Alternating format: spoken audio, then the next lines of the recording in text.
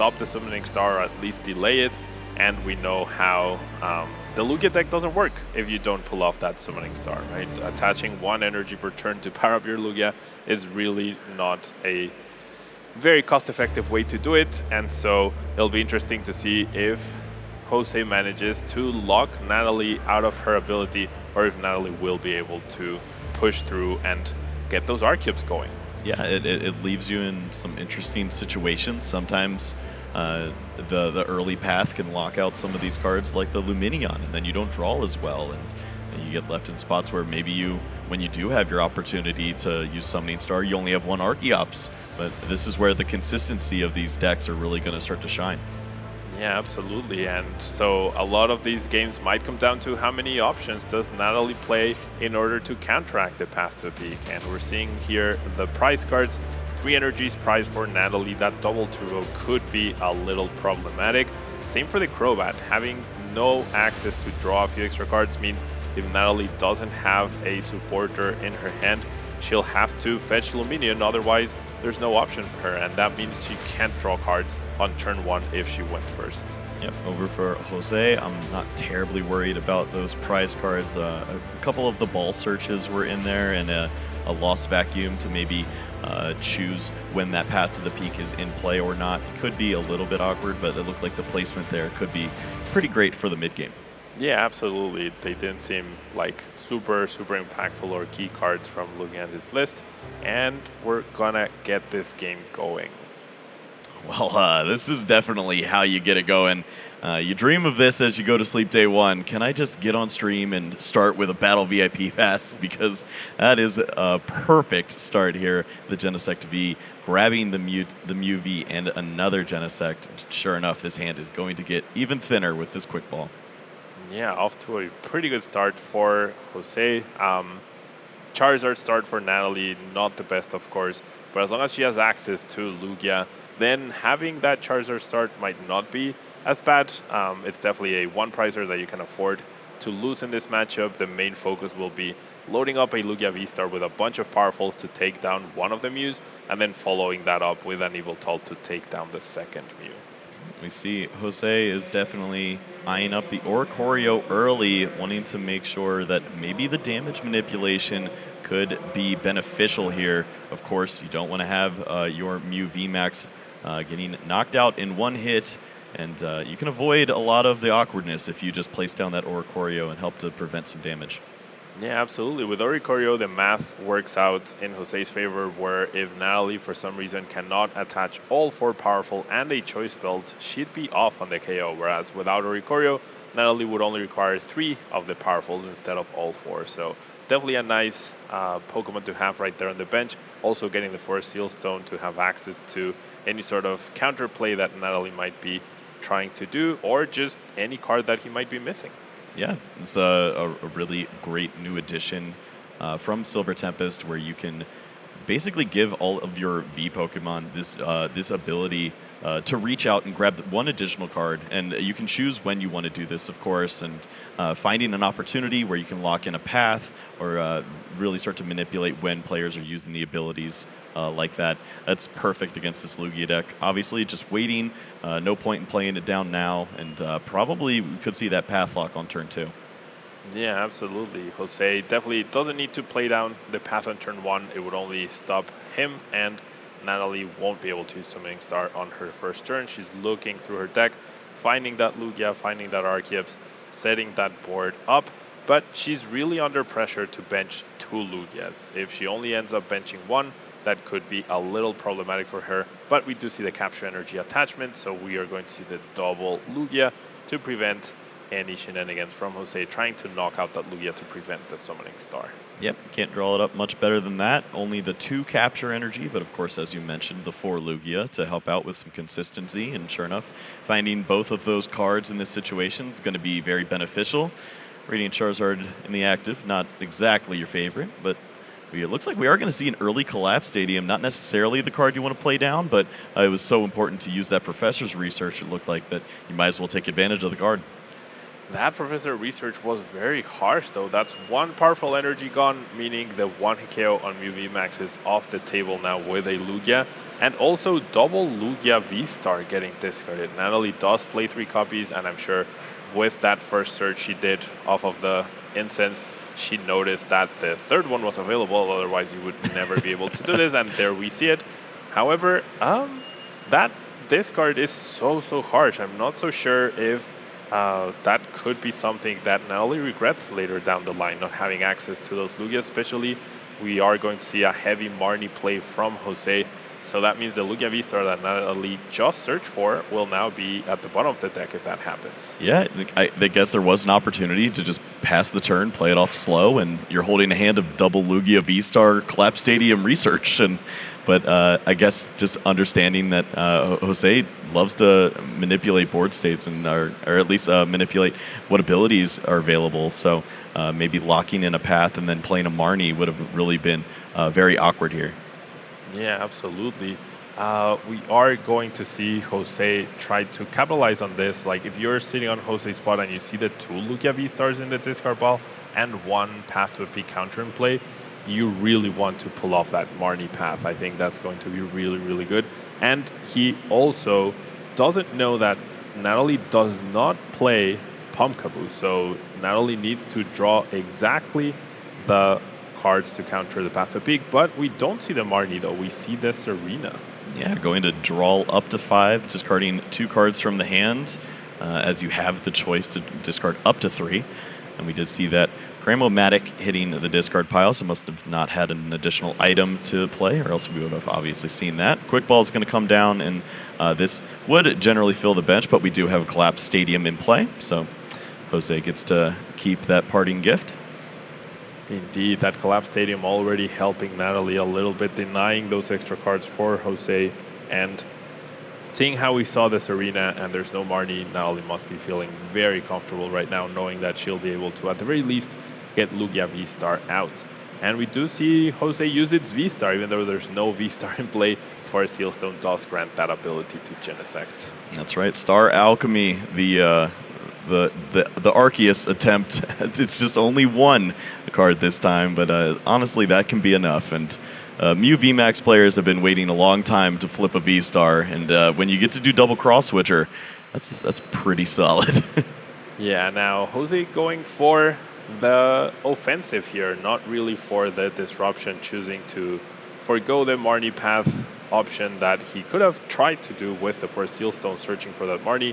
Instead, just trying to make sure that he's taking the 2 prize cards and applying the pressure to Natalie. I think with the powerful energy in the discard pile, the only real way that he could get 1 KO by the usual Lugia deck list is now a single Yveltal. Outside of that, it will be a 2-hit KO.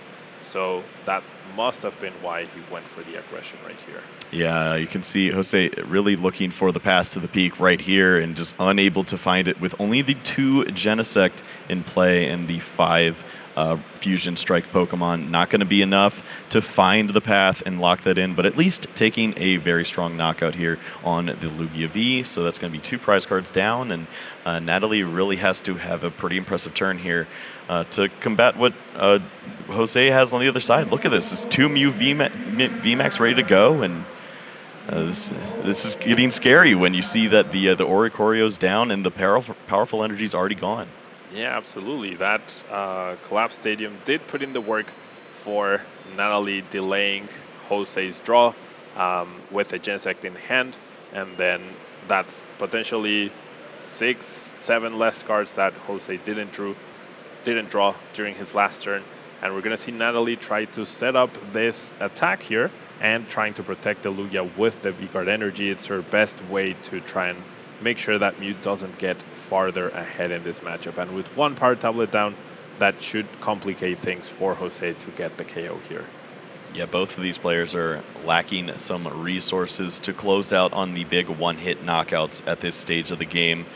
We also know that Natalie is down 1 of those double turbos in the prize cards, and there goes the second one to Charizard. So it looks like 2 additional energies would have to be placed onto the Lugia if it were attacking.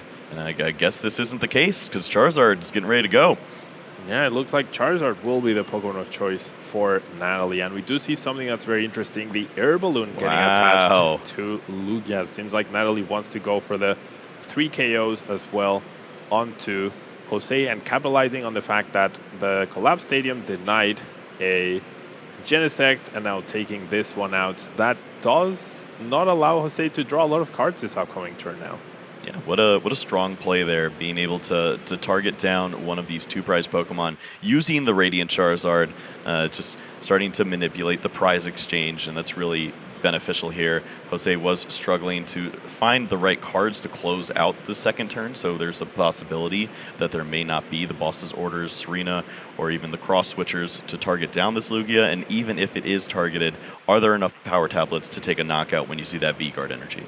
Yeah, with the V-Guard energy, Jose would need 4 damage modifiers. That means Choice Belt and their remaining 3 power tablets, so it's definitely not going to be easy at all to pull that off. Lost vacuuming away the Marnie right here to get that extra bench space, but that might mean there's no disruption once again from Jose. He might be holding an extra Marnie to do so, but that shows how aggressive Jose wants to go this game, and Natalie can definitely capitalize on that by focusing on the single prizers and very smartly protecting that Lugia with the V-Guard energy. Wow, it looks like there is double cross switcher available in the hand for Jose. And I believe a power tablet as well. So certainly some options available in what looked to be a small hand. And of course, when you see a Marnie thrown away from the Lost Vacuum, likely a supporter to go with this double power tablet. Are we going for Lugia? We might be going for, yeah, we are. So this could actually be not in Natalie's plans. I mean, Jose does need a really good draw from this Genesect. He needs to find that last power tablet, or we're not going to see this KO. But he can play down some cards. However, he drew 2 Pass to a Peak. Those are 2 cards that he cannot play down to thin for his hand for extra draw for Genesect because they stop Genesect. So getting a little convoluted right here. Yeah, you can try. It's not going to work.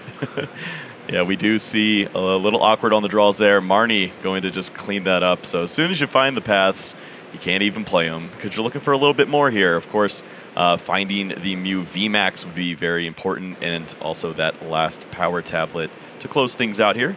Did see the Cram-O-Matic drawn, so that could potentially open up some choices. And the Choice Belt means the other Mew VMAX is no longer a necessary draw here. Very strong hand. Are we about to see that 3rd power tablet hit the board? And then that would mean, ooh, what that's a head flip. That's so big here. All of the resources coming in very handy. Did we see it? No, I think it is still priced, unfortunately. No, it is Where'd not. it go? Must have been played early on. I think even Jose is surprised at that. Is it still in my deck box? What happened? We must have missed it in the beginning. I don't see how else it wouldn't be here. Yeah. So that means this Lugia is not going down. I think Jose was going for a KO this turn and then playing the Echoing Horn in order to get the last KO with a boss or Serena onto a Lugia that got put back onto the bench. But unfortunately, we are not going to see that this time around. This Lugia will survive. It is not a lost turn, right? Having that damage on the Lugia is going to be pretty key and could allow Jose to take it down with the Psychic Leap from you after tanking a hit from the Charizard. So it's still in a decent spot, but definitely would have preferred to get the 2 prize cards here. You even have access to glistening droplets, so you can do all sorts of wacky things, I suppose, to clean this Pokemon up. But I guess we're gonna get rid of some of the utility here. The air balloon's going to fall with this second Lost Vacuum played for the turn.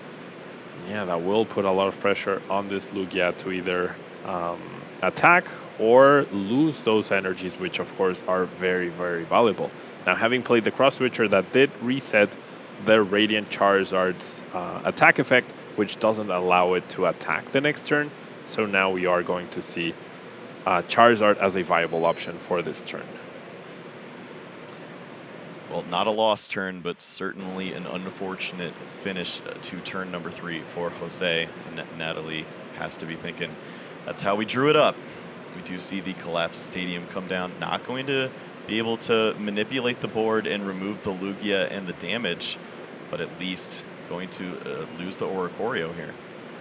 Ooh, so Jose was almost going to commit to discarding the Mew, but then he realized he wanted that for a potential Psychic Leap next turn. But having chosen the Oricorio now means if Natalie's able to find a choice build here, then she'd be able to power up the 2 remaining powerful energies onto a Lugia in the deck and take a knockout on this Mew VMAX. But we do see that she actually was not able to find it. Yeah, a little unfortunate there.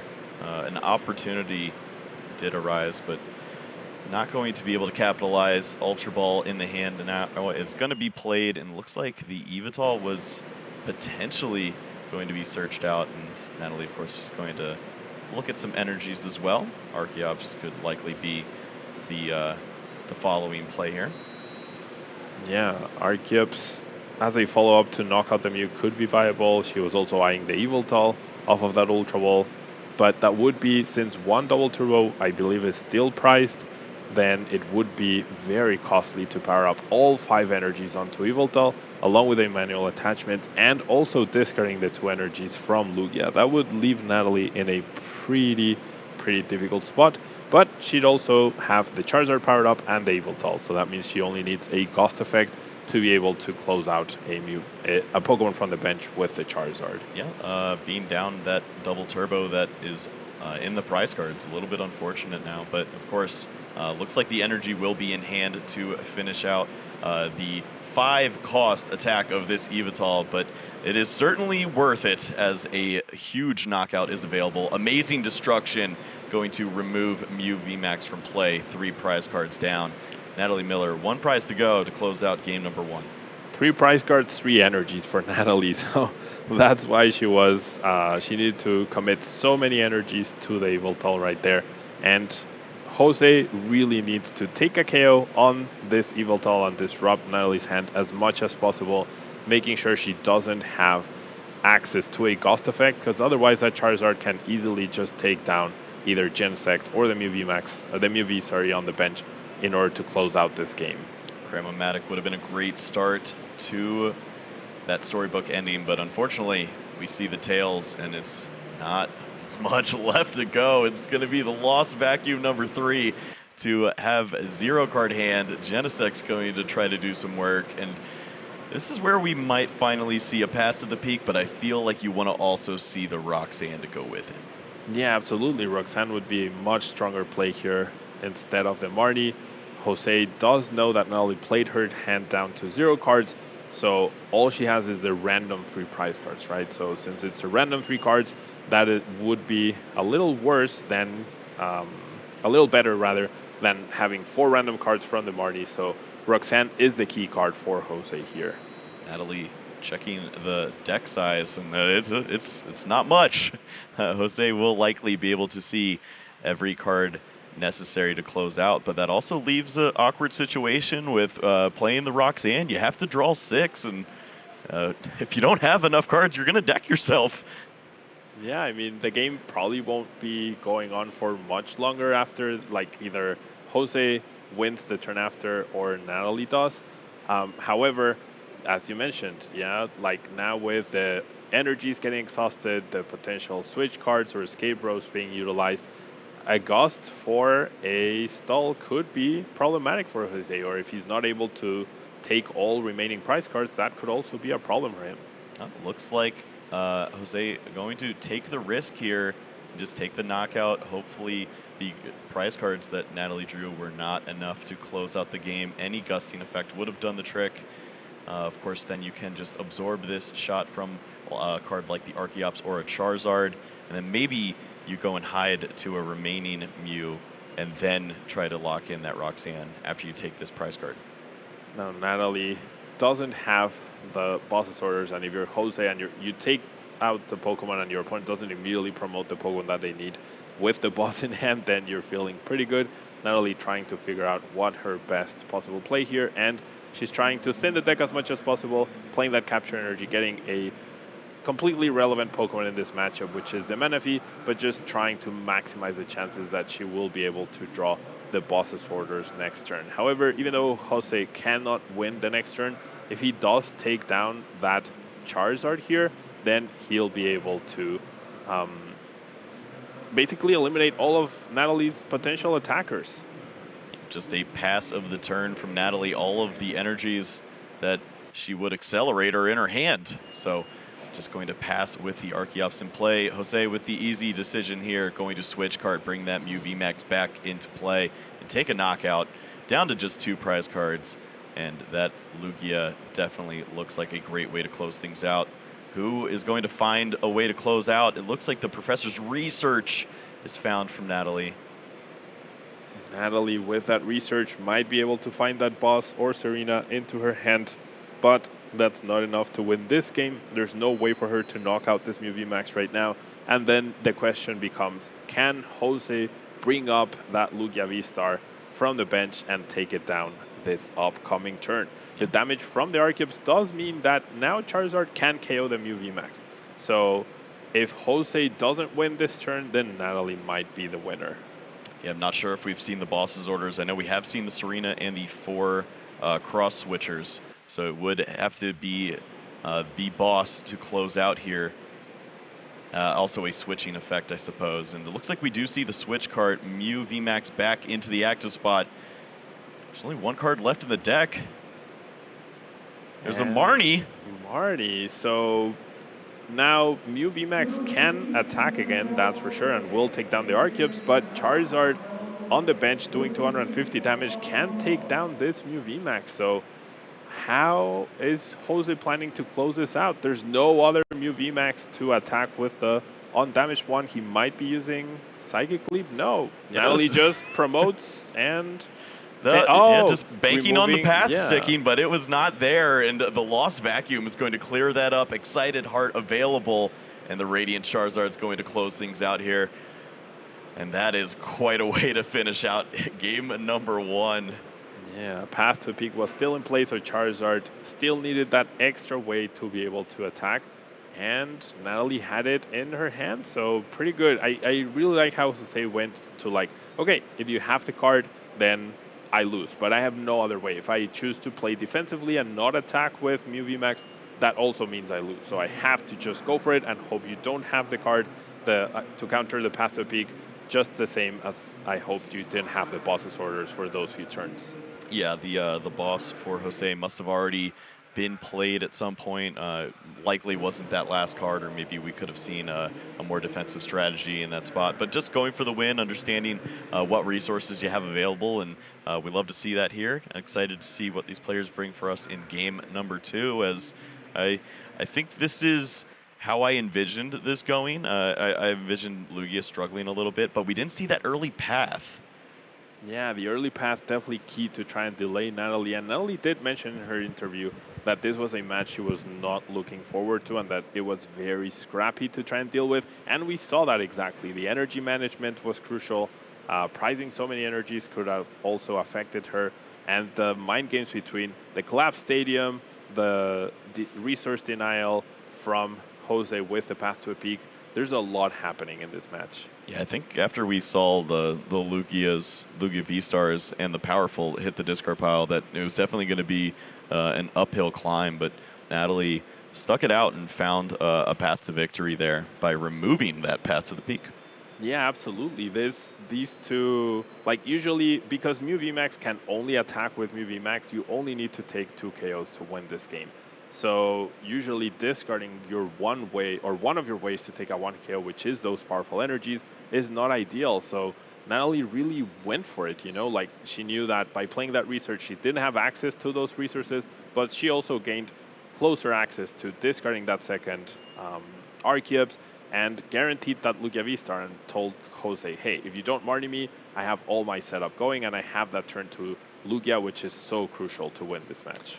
Well, we are down a powerful energy and an Evital on this side for Natalie. And as you were saying, if you can just take the 2 big VMAX knockouts, you're in a really great spot. One of those, of course, with the Lugia V-Star with all of those powerful energies and the Choice Belt. The other with that Evital using Amazing Destruction And that could be a bit awkward seeing those cards in the prizes. Yeah, for sure. Now Natalie does not have any way to immediately deal with a Mew VMAX. She will need Jose to have a bit of a slower start, otherwise she's not going to be able to knock out the Evil Doll. However, the Evil Doll is at the very bottom, so once Natalie finds it, then she'll be able to respond to the Mew VMAX. So seeing those prizes, her plan will probably be 2-hit KO the Mew VMAX that starts applying pressure, and then clean up with the other Evil Doll. Well, we see the hand for Jose now, and it does have that Mew to start things off, so no more mulligans this time around, and we are ready to get underway here. Oh no, maybe we're not. Oh boy, so Jose prizing 2 paths to the peaks right here. That means the likelihood of finding the path will on turn 1 is really difficult, and also 2 battle VIP passes, so finding that card that you really want to find on turn 1 also became very difficult for his setup. Yeah, one of the worst prize cards to draw when you definitely need some assistance in the mid to late game, as you do path lock yourself. But you don't have to worry about that because you can't path lock yourself because you only have 1 in your deck now. Yeah, absolutely. And there are games where Mew just does Mew things and draws so well that you don't even need Battle VIP Pass. So Jose will hopefully, will be hoping for those sort of games here, getting rid of a Cramomatic and a boss of that first Ultra Wall. So I like this, not leaving things to chance. He doesn't have a Battle VIP Pass in his hand, but you don't want to. There's a chance that Cramomatic gives you 0 Pokemon. Ultra Wall guarantees that you get 1. So better to go with the safe way. Yep, that's definitely a viable strategy here. Going to use the Quick Ball to add an additional Pokemon to the bench. And Genesect is really going to have to do some work here. Not sure what the rest of the hand entails, but maybe just 1 additional card, and that's not it. That's a Power Tablet pass. It is now Jose going first, and like knowing what Lugia decks do, I'm very surprised he chose to go for the double Mew rather than double Genesect. I mean, he was only going to draw a single card off the first one, but if that's an Ultra Wall or something, like, then you get to further your draw. You don't need 2 Mew Vs immediately on turn 1 because you're not really threatened with a KO from Natalie. Natalie's the one with the pressure, as we see right now, to get 2 Lugias in play to make sure that Mew VMAX does not target her single one, and she is able to use Summoning Stars. So very interesting decision from Jose there. We'll see if that has anything to do with it. Honestly, just having 3 cards in hand and only 1 Genesect seems like a really rough way to start things off without even knowing the prize cards. I don't know if Jose really did much of a deck search there on that opening search with the Quick Ball, so could have a lot of surprises lined up, and Natalie is not about that. The Quick Ball is going to quickly throw away this Archeops into the discard pile, which was found by way of the Evolution Incense, and this is exactly how you draw it up once again with that Lugia V and the Capture Energy, finding a second Lugia. Now, Natalie has gone through her deck a couple of times, and I could see how, like, she showed a little bit of frustration. She must have counted the powerful energies and realized they were not there, or all 4 were not there, and also the Evil Doll was not there. So we're going to finish the turn with a Read the Wind to get that second Archeops in the discard pile and get that going. But if there's no Oricorio from Jose this turn, then the 1 KO on a Mew VMAX is still very possible. Well, finding a Mew off the top, maybe not the favorite card to find. The Genesect, as you were saying last turn, would have felt a lot better, as now there are 3 Mew V down on the bench. And can this hand be played down?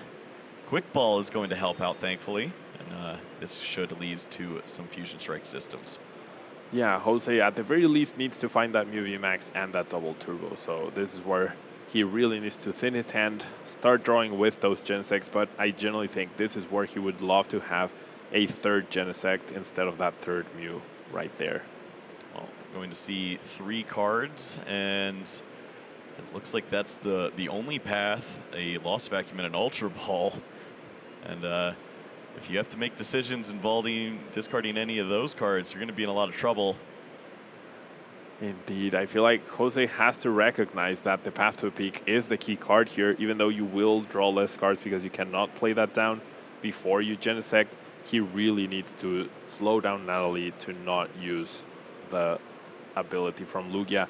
Now, there's no Oricorio in play, so the option to 1-hit KO MUV Max is now back on Natalie, allowing her to do that with 3 powerful energies that she has available and the choice belt. So she does have that option because there's no more space for Oricorio now. Well, we found the Mew VMAX. I believe, yeah, it's there, but there's no energy right now. It's going to be up to this final Genesect to at least get a knockout this turn.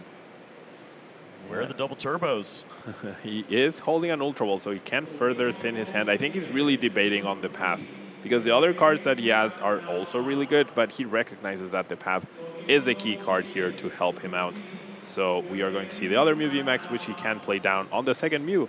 So perhaps getting rewarded by that decision right here. And we'll see if he's able to close out this turn with a knockout and the path in play. It's on Natalie to make something happen. Yep, everything comes down to this. Needs to find the double turbo first card right there. Finds a second one as well, and that is going to be perfect here. The energy necessary for the Mew VMAX to copy Techno Blast for the knockout on the Lugia V, and the path to the peak comes down to potentially avoid Summoning Star next turn. Exactly how you draw it up on turn 2. Absolutely. And now here's something interesting. Jose decided to attach the double turbo to the choice belted Mew VMAX, which I think is not the best possible play he could have done, because now that Mew VMAX cannot attack, right? And it's at risk in the active spot. If Natalie does get the path to the peak counter right here, which she does, now she can 1-hit KO this Mew VMAX, so Jose had played a power tablet. He was getting the knockout on the Lugia V regardless of which Mew VMAX he used, but that's just another resource that he will be down now. So a little costly decision, but it's these things that could be the difference. At the highest level of play, the smallest things will be making the biggest difference. Yeah, that's a great point. We also see the awkwardness of the choice belt onto the other Mew on the bench, not the Mew VMAX. So just maybe a little bit of misplacement on those cards, and every time that you're trying to add that additional 30 damage, you need to make sure that it's being used to maximum effort. Yeah, every card counts, especially in day 2. You really need, where your margin against your opponents are so small, you really need to make that. Every card that you play has to get you closer to winning, and a small thing, oh, maybe I shouldn't have done that, can be very, very costly. Well, I think this is exactly how Natalie drew it up, if she could. The powerful energies and the choice belt on the Lugia V-Star for a huge Tempest Dive knockout on the Mew VMAX, drawing into likely that Yveltal, and that's 3 prize cards. Yveltal could take 3 more. That's how you close out a quick match. Yeah, absolutely. Now we see the Oricorio coming down 1 turn too late, but of course Jose did need to extend to find those double turbo to even be able to attack this turn. But now because he has used up 1 power tablet, and because both choice belts have been utilized and the choice belt is not in the Mew VMAX, there's actually no way for Jose to knock out this Lugia. So his only viable play to not just lose out to this Lugia is hope that the 4th powerful energy is not available for Natalie, or Psychic Leaping into a single prizer or 2 prize Pokemon, which Lugia will then KO, and if Yveltal gets powered up, or even if Charizard with a Gusting Effect, that could be the way Natalie closed out this game. So it went from the prizes could have really complicated this game from Natalie, but the convoluted turn that Jose had ended up working out really well for her. Yeah, this is definitely going to be a tricky spot here for Jose now. Natalie down to just the 2 cards after the Roxanne, so maybe if we saw the path, that'd be bad, but don't have to worry about that because they're both in the prize cards. Ooh, the Lost Vacuum very well utilized to remove the choice belt, so now Natalie's option to 1-KO the Mew VMAX will only be finding another choice belt, which she only plays 2 of. So it'll be interesting to see how she decides to approach this turn and what options she has with the 2 cards in her hand. Yep, great spot there from Jose to try to give this Mew VMAX an opportunity to hang around another turn. Looks like just going to be copying the Techno Blast once more, get some relevant damage onto this Lugia V-Star, and hope that Natalie doesn't find the resources. Yeah, now we're going to see Natalie gets that powerful energy. So if the choice build was still in play, she would have been able to just attach it and win. She is holding a boss's order, so she must be eyeing her options. Do I attack into this Mew VMAX and then figure out and then try to chase it with the boss, or do I try to take 2 prizes right now and get access to more cards next turn? She can use R-Cubes. That doesn't mean she should though, because you really want to save those energies for Yveltal. There is merit to attaching perhaps one onto an R-Cubes to have that option to retreat once the Lugia does go down. But even though her options are very limited, she's definitely in the driver's seat. Looks like Natalie is counting the amplifiers for if Jose could potentially find the reach with Psychic Leap on the following turn if chip damage was placed onto the Mew VMAX, likely by way of Charizard, as we see this attachment from the Primal Turbo. Yeah, that sets up very nicely the backup attacker, and we are going to see Natalie, I believe, just do 260 damage thanks to that Oricorio. So holding the energy, holding the boss, and basically, unless Jose removes this Mew VMAX from play or plays down a Path to a Peak after attacking with it, then it's gonna get really difficult for him. I think we saw 1 choice belt along with 2 power tablets in the discard pile. I believe then we can see the power tablet in the lost zone. So that should only leave the 1 belt and the 1 tablet left to get some extra damage, and the V-Guard energy could be very beneficial here. Yeah, and that Lugia sitting at 160 damage, there's no way to take a KO with Psychic Leap, so Jose will need to find another Path to a Peak, combine that with the attack, and hope that Natalie cannot find another attacker. But even the R-Cubes could take a knockout at this stage, given how damaged the Mew VMAX is. So unless Jose finds another energy and another Mew VMAX, it's gonna get rough here. Well, the Cramomatic flipped, not working out this time, and Jose contemplating going for the Serena discard, draw 3. So no disruption this turn, no Marnie. The Roxanne has already been utilized. He did find the Forest Seal Stone, so that means he does have access to either the Mew VMAX or the double turbo, but he's still missing one of those cards right now. Now we do see a quick ball here. Let's see what he ends up going for. He really wants to maximize his Genesects. However, chooses to, or not. Okay, I mean, he started shuffling, so I thought that was a failed search. He must be thinking about potential deck out perhaps. Chooses not to grab anything and will draw up to 5 with Genesect. Yeah, I believe the Collapse Stadium is still in play. It's just hanging out over in the corner. Oh. So that might be weighing in on the options there. Oh, I generally thought that was like in the lost one yeah, or something. It looks a little farther away than usual, so I could have sworn it was not in play anymore. All right, drawing 2 of those basic Pokemon, which is not ideal for him, and we are going to see the retreat onto Mew VMAX. Is that it? There's no more options to draw. The V-Star wasn't utilized here. Maybe an Ultra Ball could have been good to grab the other Mew VMAX if it's even in the deck still. So is Jose out of options here? Yeah, I think this strategy, it kind of leaves you in the same situation regardless. You needed to have another Mew down so that you could potentially, if you do get Gust affected up into the active spot after a Psychic Leap, then you don't have to worry about not having a Mew VMAX on the follow-up. But this leaves you susceptible either way. Indeed. Now we do see now he uses the Forest Seal Stone V-Star.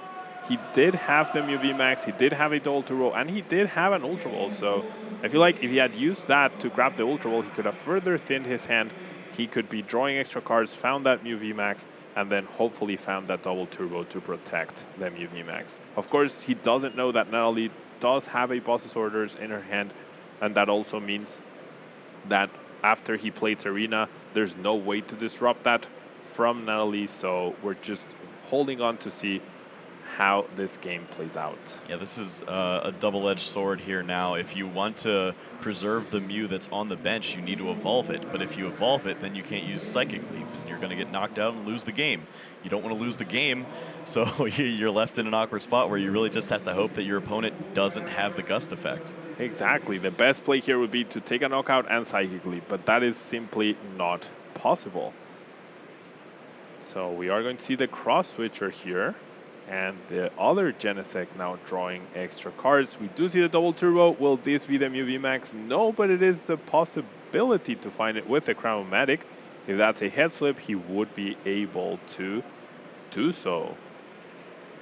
Going to oh no, throw away the Mew here and go digging even further with another Genesect. That bench space opening up as the Collapse Stadium falls.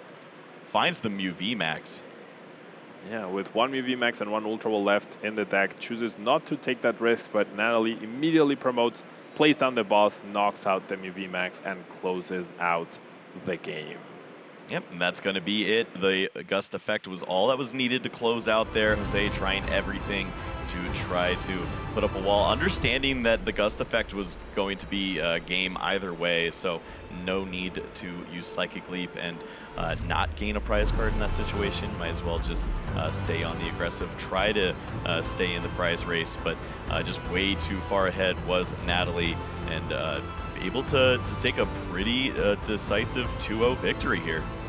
Yeah, for the matchup that she really didn't want to face, that felt pretty smooth for her, especially in that second game, despite the awkward prizes she had with no access to that fourth powerful until later and no access to Yveltal at all throughout the game.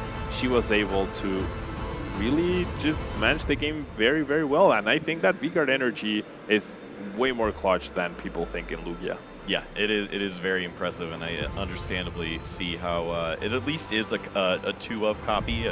You could certainly see playing more, but obviously just get the one use of it. So it's nice to see its inclusion, helping out there in this situation, really just negating one of those damage amplifiers, and it worked out perfectly there. Just not able to take a knockout, leaving 5 dice on a Lugia is not how you want to do things. Absolutely, yeah. Now, interesting from Natalie's list, she is playing the 2 V-Guard energy, where most people are only using 1. I myself had only been testing with only 1 for the event. So the double V-Guard does mean that it's really able to protect you. You can also make sure that the V-Guard energy is not priced right at the clutch time,